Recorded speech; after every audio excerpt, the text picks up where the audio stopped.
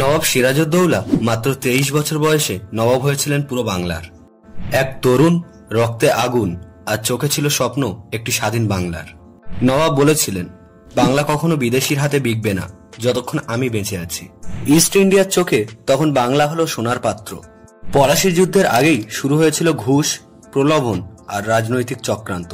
আর সেই চক্রান্তের মূল হাতিয়ার মীর জাফর। ইংরেজরা প্রতিশ্রুতি দেয় যুদ্ধ জিতলে নবাব হবে মীর জাফর, আর তার ফলেই জন্ম নেয় ইতিহাসের সবচেয়ে লজ্জাজনক চুক্তি। 23 জুন 1757, আকাশে কালো মেঘ, বৃষ্টি পড়ছে, আর সেই বৃষ্টির নিচে শুরু হলো যুদ্ধ, যা বাংলার ভাগ্য নির্ধারণ করছিল। যুদ্ধের সময় সিরাজের 50,000 সৈন্যের অর্ধেকই যুদ্ধই করল না। কামান থেমে গেল, তলোয়ার নামিয়ে দিল নিজেরাই। যুদ্ধে যখন নবাবের দল হেরে যাচ্ছিল, রক্তে ভেজা পলাশির মাঠ ছেড়ে নবাব ছুটলেন গঙ্গার দিকে। রাজবাড়ি, সৈন্য, মুকুট সব হারিয়ে তিনি তখন কেবল একজন সাধারণ মানুষ, যে শুধু বাঁচতে চায়। গঙ্গার ঢেউয়ে তখন শুধু একটাই শব্দ, পরাজয়ের নয়, প্রতারণার। রাত গভীর হলো, চাঁদের আলোয় নদীর জল ঝলমল করছে।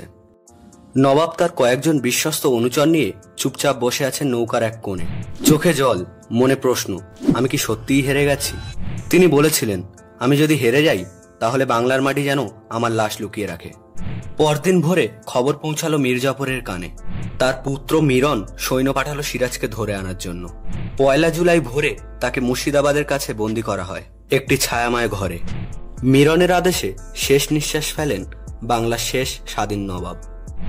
বাংলার মাটিতে নেমে এলো এক অদ্ভুত নীরবতা। জনগণ তখনও জানত না তাদের নবাব আর নেই। মীর জাফর সিংহাসনে, কিন্তু রাজপ্রাসাদে ছড়িয়ে পড়েছিল ভয়ের ছায়া। বাংলার সূর্য অস্ত গেল 1757 সালের সেই রাতেই, আর ওই নবাবের রক্তেই লেখা হলো ভারতবর্ষের দীর্ঘ 200 বছর ব্রিটিশ শাসনের সূচনা।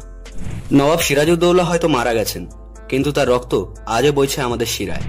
কারণ সেই পরাজয়ই আমাদের শেখায় জাতি কখনো টিকে থাকতে পারে না যদি নিজের মানুষই বিক্রি হয়ে যায়।